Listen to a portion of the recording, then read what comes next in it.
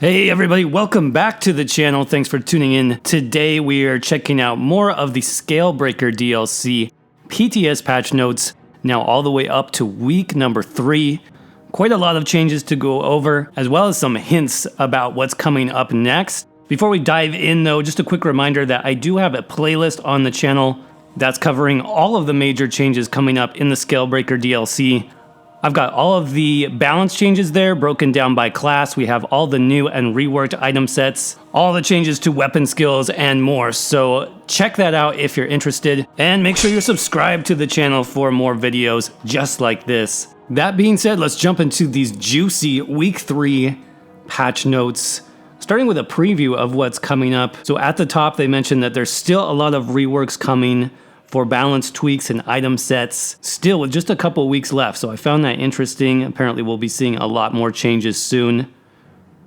Hidden Blade is going to get some adjustments as well, including Flying Blade, which is apparently a special teleport now. It's a gap closer basically.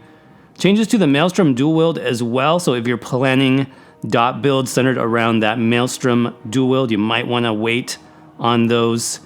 And then some changes to Soul Trap, which got buffed basically through the roof for all classes, all builds.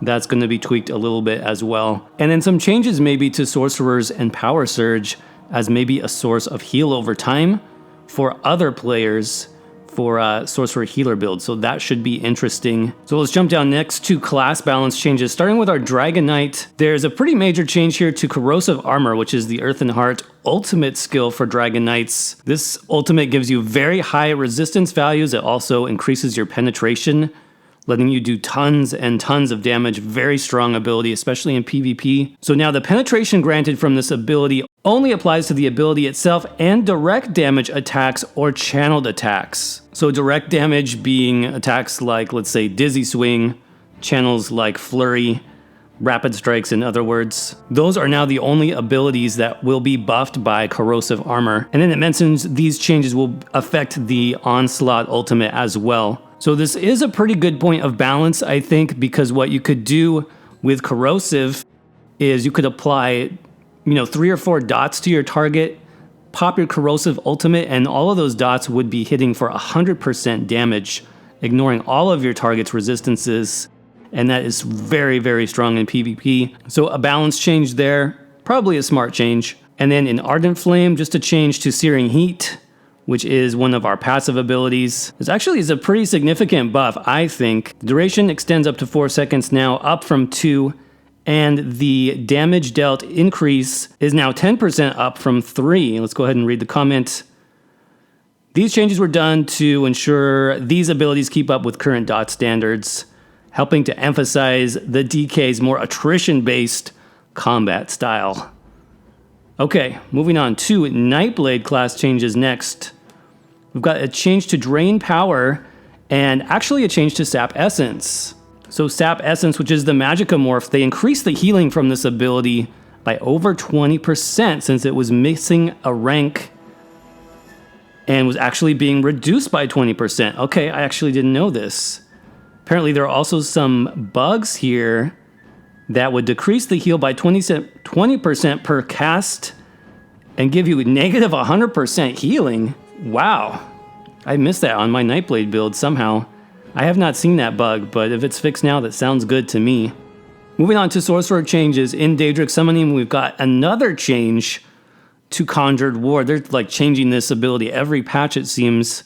So they increased the shield size limit for this ability and Empowered Ward to 50%, up from 40% of your max health. And then Hardened Ward is now 60% from 50%. And they'll talk about these changes more when we get to the Annulment Shield. Very, very interesting. So last PTS, we did see a reduction in shield strength and now an increase in the cap size here in week 3. Okay, I guess they're still being balanced. Warden class changes. We've got a change in Winter's Embrace to Arctic Wind, which is one of the healing skills. Self-heals for the Warden. So they updated the healing from this ability and its morphs to happen faster, focusing more on the initial heal rather than the heal over time, so perhaps more of a burst heal type ability. The initial heal now scales off 25% of your max health. That's increased from 15%, so that sounds decent. Doesn't sound great yet, it sounds decent. They did decrease the heal over time though, just slightly, down 2%. But the heal over time now happens over 5 seconds rather than 10. Interesting. And then under our green balance skill line, Healing Seed, one of our heals. The Budding Seeds morph. This morph now also introduces a heal over time while the AoE effect grows. And if you consume the ability early, the heal over time is also consumed. Interesting. I wonder if they're trying to mimic what changes are taking place with Grand Healing for the restoration staff there. Moving on to weapon skills next in the two-handed skill line. Just a tweak here to Dizzy Swing, which was not ranking up correctly. So that should be fixed now.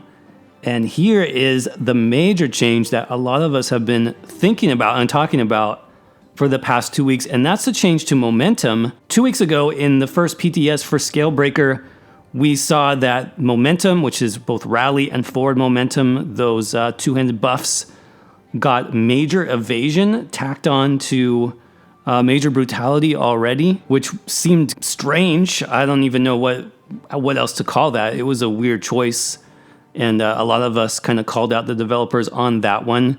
So instead, they've gotten rid of the major evasion, and they gave the momentum minor endurance. Minor endurance is 10% bonus to your stamina recovery. So I think that is a bit more in line with balance. I am kind of sad I won't be able to get major evasion on my heavy armor builds. I was looking forward to that, but that's pretty broken. So I think this is a good balance change. Major evasion will have to go back to being on shuffle. Let's go ahead and read the comment. Originally, major evasion was meant to be a natural source of major evasion for two hands, for the two-handed skill line. However, this led to momentum feeling too good to pass up, eclipsing other skills that also grant that bonus. I agree with that.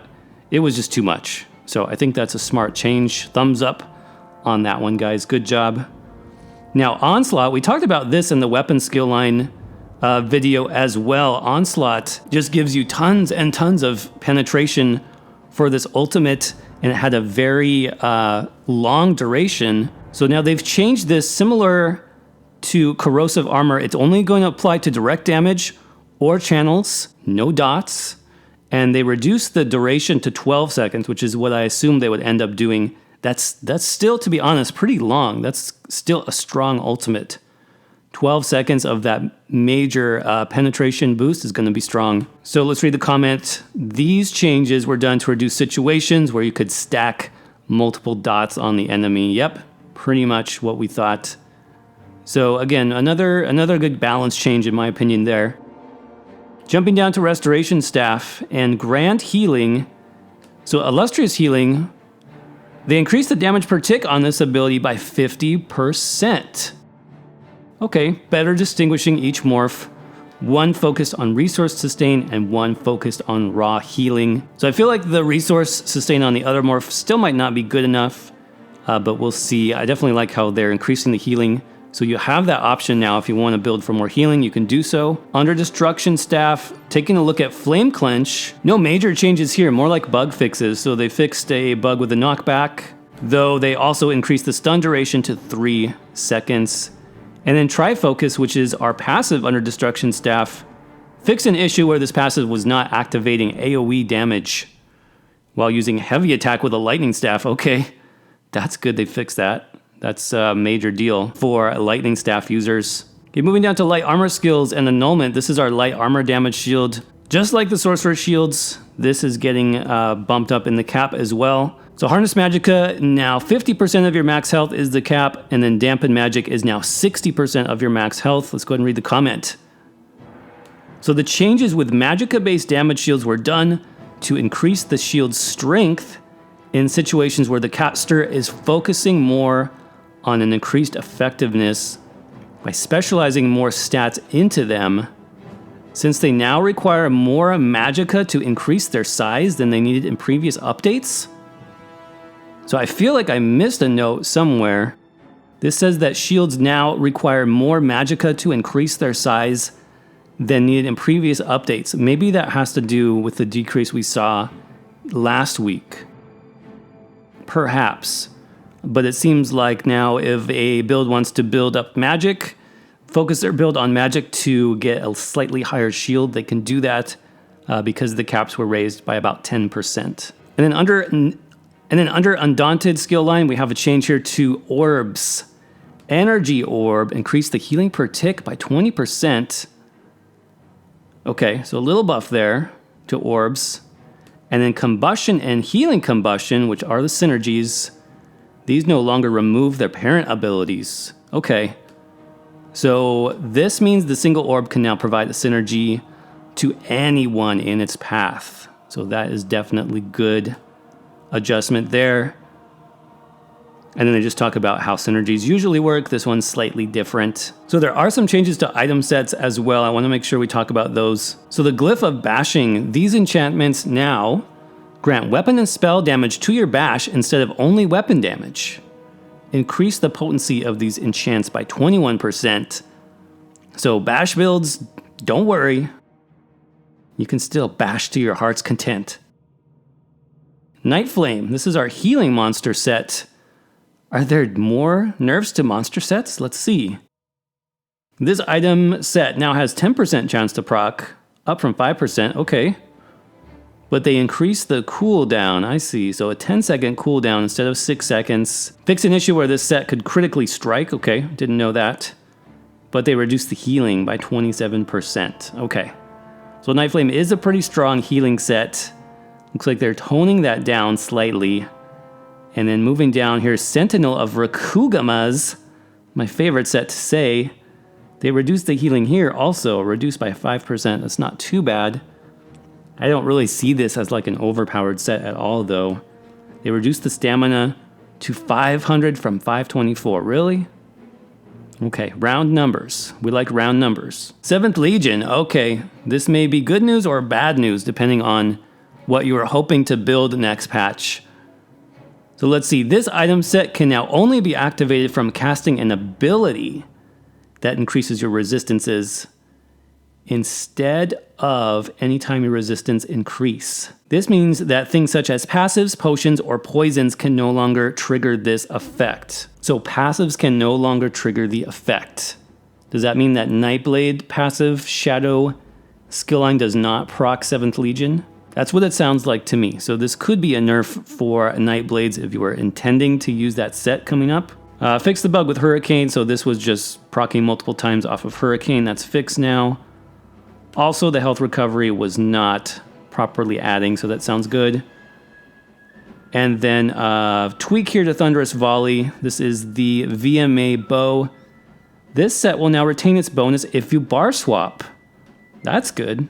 That's definitely good for DPS rotations for sure.